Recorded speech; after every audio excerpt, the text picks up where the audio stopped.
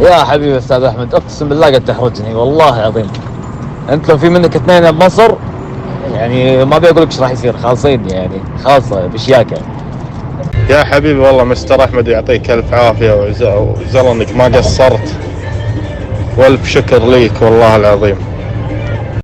لا يشكر الناس لا يشكر الله سبحانه وتعالى.